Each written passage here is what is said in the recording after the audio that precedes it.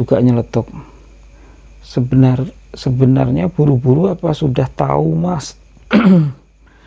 Kata yang lain. Tapi Tommy dan Yunus tidak berani menoleh, ya tidak.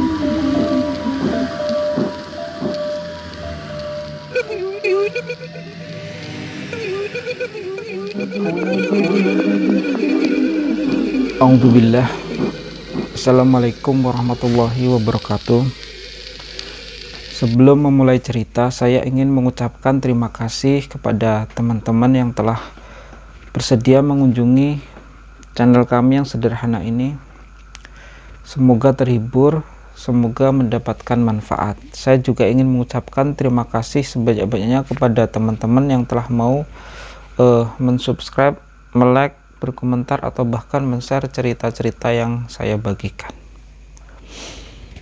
Langsung ke cerita.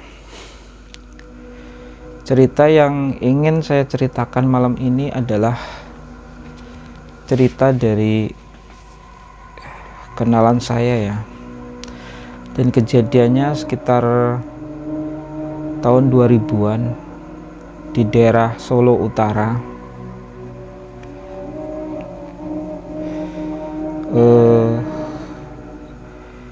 Yang terjadi pada Yunus dan temannya Tommy. Nah, ketika itu Yunus ini dan Tommy baru saja pulang dari mendaki gunung ya. Jadi mereka meminjam ransel dan beberapa alat pendakian yang lain dari teman mereka yang rumahnya ada di Solo Utara. Temannya ini namanya Faris ya. Jadi mereka minjem peralatan pendakian dari Faris, lalu mendaki. Dan setelah mendaki ini, sesuai kesepakatan, dia langsung mengembalikan alat-alat yang mereka pinjam. Nah, setelah turun itu Tommy langsung mengontak Faris ya. Ketika itu tahun 2000, sekitar tahun 2003 itu rata-rata pakai HP jadul itu ya, SMS. Mau mulangkan alat yang mereka pinjam. Nah, ketika itu si temannya ini, si Faris, langsung menyuruh mereka mengembalikan ke rumahnya saja. Jadi Tommy ini sudah tahu rumahnya Faris ya, di daerah Solo Utara itu tadi. Dan Faris ini berpesan ke Tommy dan teman yang ikut tadi ya,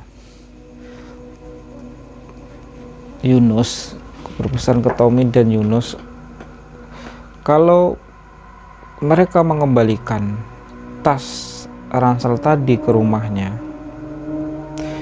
kalau sampai di kampungnya langsung saja ke rumah, nggak usah nongkrong-nongkrong kemana-mana, kata pesan Faris tadi.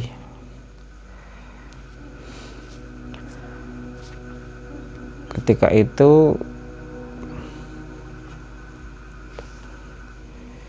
Tommy dan Yunus mengiyakan, dan mereka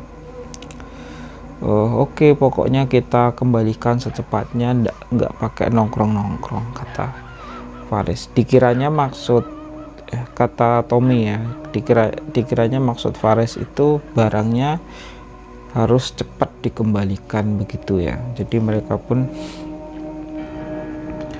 padahal sebenarnya ada maksud lain dari ucapan Faris tersebut.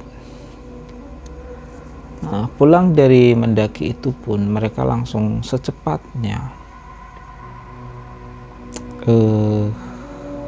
sempat kembali ke kos dulu, istirahat, cuci badan, tidur, dan sorenya. Jadi mereka pulang daki itu pagi ya, pagi langsung pulang ke rumah, langsung istirahat, tidur, dan sorenya mereka langsung cabut untuk mengembalikan alat mereka ke rumah Faris.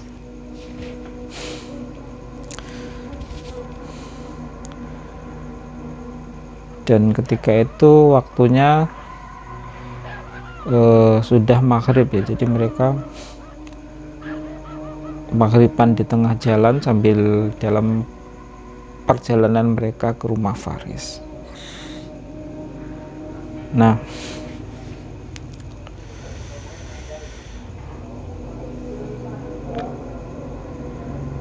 daerah jalan raya ke arah rumah Faris ini cukup sepi ya kalau malam. Jadi di sebelah sisi, kalau dari Solo, di sebelah sisi kirinya ini dipenuhi dengan pohon-pohon yang cukup besar, dan di belakang pepohonan itu nanti ada rel kereta api.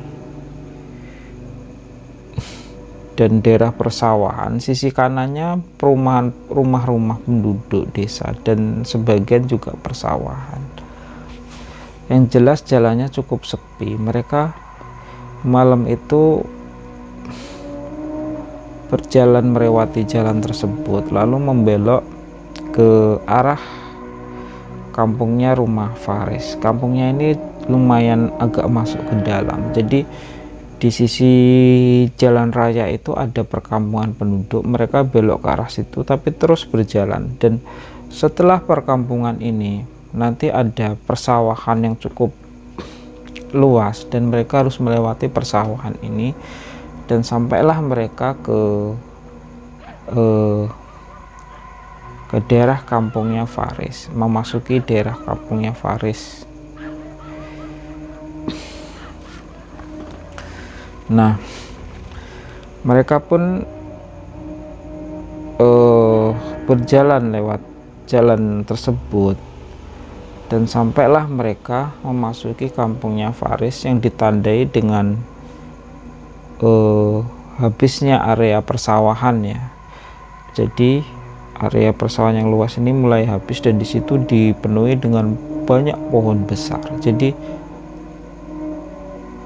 kampungnya ini masih sangat sepi ya, masih sangat sepi, dan rumahnya jaraknya juga masih panjang.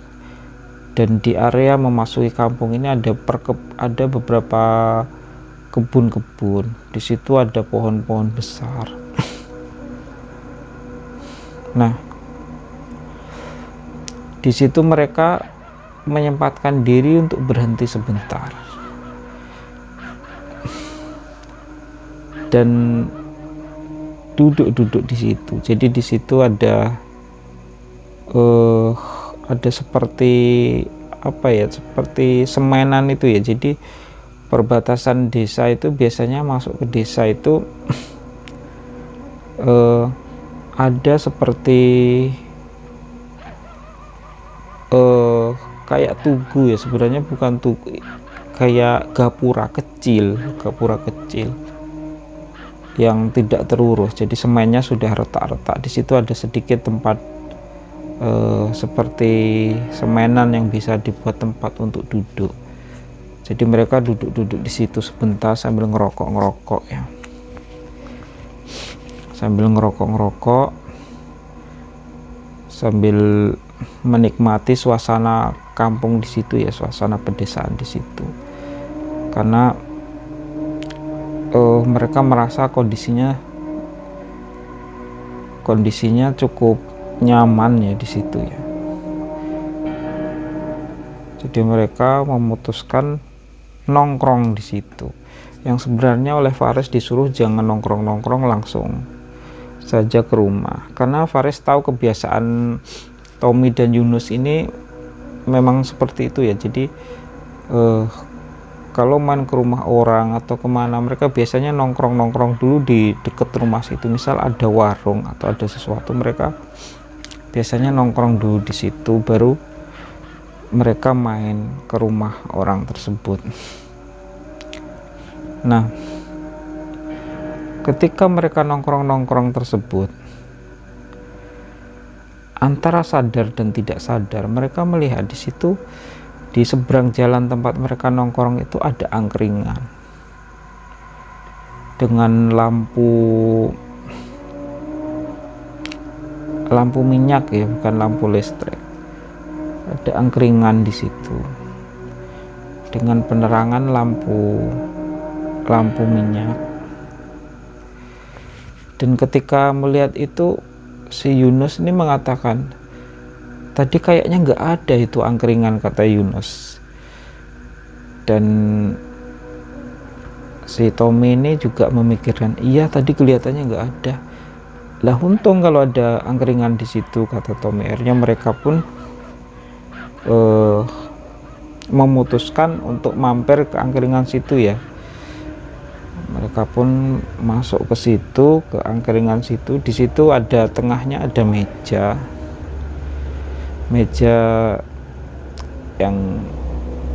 gerobak angkringan yang seperti biasanya itu. Di sisi sini ada kursi dan di sisi sini ada beberapa orang yang duduk di situ. Nah, mereka pun duduk di sisi sebelah yang dekat jalan itu ya, yang dekat dengan arah mereka datang di situ, yang ada kursinya situ. Mereka duduk di situ dan memesan kopi. Dan sebenarnya mereka mau makan, tapi di angkringan di situ mereka mendapati makanannya ini berbeda. Jadi biasanya kalau di angkringan itu ada nasi kucing ya, ada gorengan, ada beberapa makanan lain, kacang-kacangan atau telur puyuh yang disuduk itu, dan beberapa bakar-bakarannya, bacem dan lain sebagainya. Nah, di situ yang mereka lihat itu semuanya daging-dagingan ya, ada daging-dagingan yang mereka tidak tahu itu daging masakan apa. Dan banyak diantaranya yang berbentuk sate ya,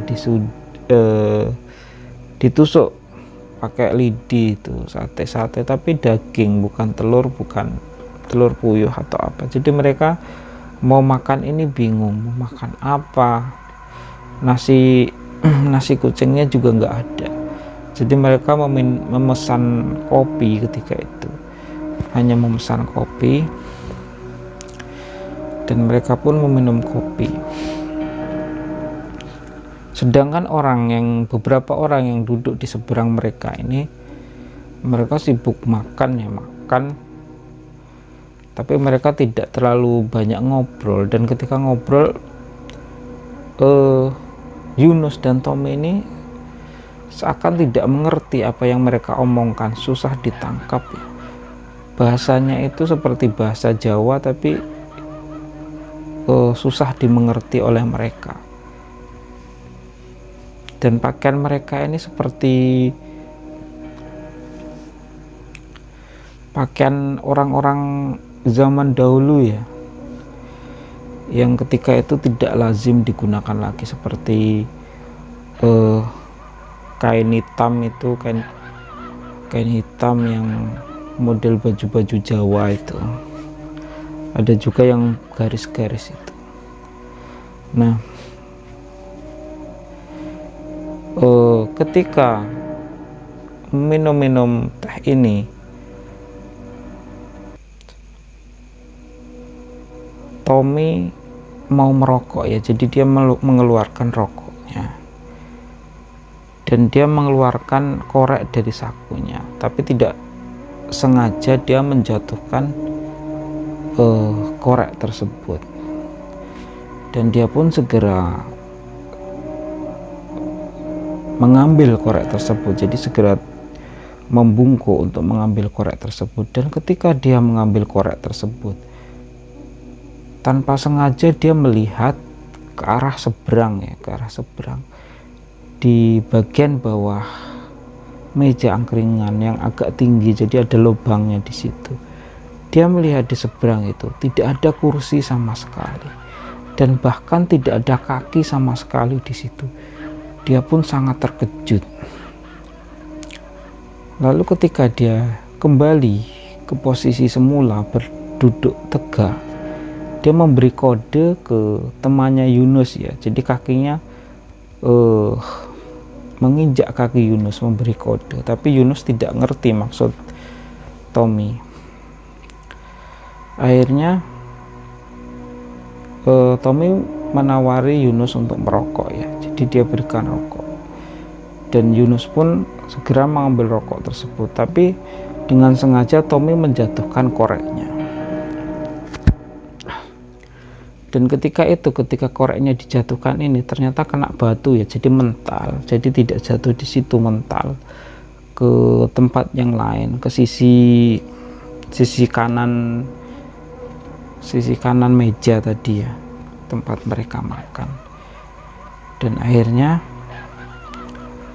si Yunus berusaha mencari korek tadi, tapi tidak melihat sama sekali ke arah seberang meja tadi ya. Dan ketika dia mencari ini, justru dia malah sampai ke lokasi di samping tempat orang yang duduk di seberang meja yang mereka duduk. Dan ketika itu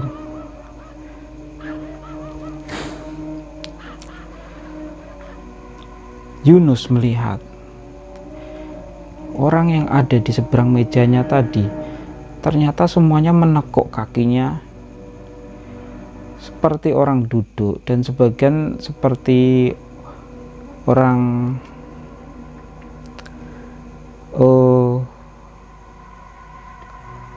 ketika orang sholat itu ya,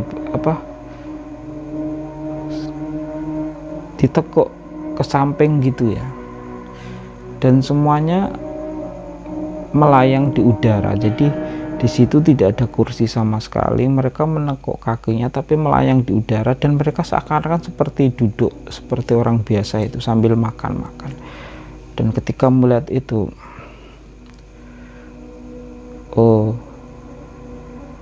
Yunus ini sangat terkejut, lalu langsung mengambil koreknya, dan dia mulai menyadari maksud dari Tommy, dan dia langsung mengeluarkan uang tanpa melihat pedagang sama sekali. Jadi langsung mengeluarkan uang, langsung membayar. Ini Pak, minuman yang kita beli, langsung memberikan uang 10.000. Jadi sebenarnya harga dua cangkir kopi itu sebenarnya tidak sampai segitu ya. Jadi langsung memberikan uang 10.000, langsung ngacir ya, langsung pergi. Dan itu pedagangnya tadi bertanya, "Mas kok buru-buru, kenapa nggak santai-santai aja dulu di sini?" kata bapaknya. "Oh enggak Pak, kami ada urusan penting, kami harus cepat pergi," kata Yunus ketika itu. Dan Tommy pun langsung mengikuti. Nah, ketika mereka berbalik mau pergi ini, salah satu dari orang-orang yang duduk di situ nyeletuk ya, "Buru-buru apa sudah tahu?" kata mereka. Yang lainnya juga nyeletuk, sebenarnya buru-buru apa sudah tahu Mas?" kata yang lain. Tapi Tommy dan Yunus tidak berani menoleh ya, tidak menanggapi sama sekali. Cuma tanpa sadar, tanpa sengaja, Tommy ini sempat terlihat di sudut matanya. Semua orang yang ada di warung itu, di angkringan itu, terlihat menyeringai, seperti senyum tapi tidak senyum ya, menyeringai. Dan sebagian dari mereka mukanya hancur, dan semuanya mukanya sangat pucat dan sangat menyeramkan ya. Nah, ketika itu dia langsung buru-buru ke arah motornya bersama Yunus tadi ya. Yunus juga sudah buru-buru ke situ, dan celakanya motornya ketika dinyalakan tidak nyala-nyala, jadi motornya malah macet. Tapi mereka tidak berani menoleh ke arah angkringan itu ya, jadi mereka langsung mendorong, cepat-cepat mendorong motornya yang macet ini, terus sampai beberapa meter dari area situ motornya baru bisa dinyalakan lagi.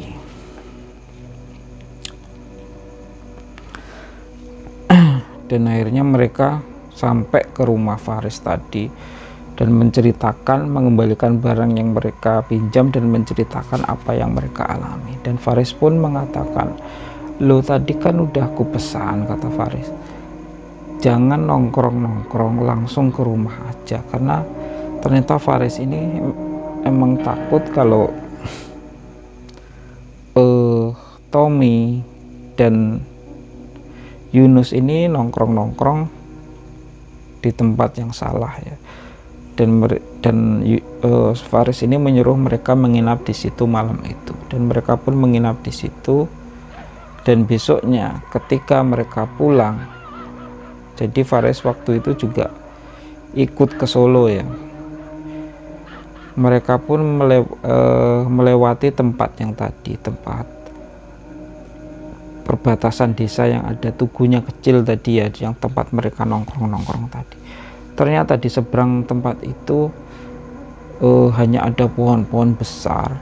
Di bawah pohon itu ada beberapa batu, beberapa batu yang melingkar ya, seperti tempat untuk duduk ya. Nah, di situ Faris mengatakan, tempat ini kadang-kadang kalau malam, kalau ada orang yang belum pernah ke desa, kadang-kadang melihat ada angkringan di sini. Nah, angkringan itu, kata Faris, yang ada di angkringan itu, yang ada di situ adalah orang yang bukan manusia, kata Faris. Dan kalau orang desa situ sudah hafal ya, dan jarang sekali menemukan penglihatan seperti itu. Biasanya orang yang kejadian-kejadian seperti itu malah dialami orang yang baru datang dari luar desa ya. Nah, ceritanya seperti itu. Tidak saya alami sendiri, tidak usah terlalu dipercaya, tapi paling tidak kita bisa mengambil manfaat bahwa setiap mengunjungi sesuatu, sekali lagi kita harus banyak apa ya istilahnya,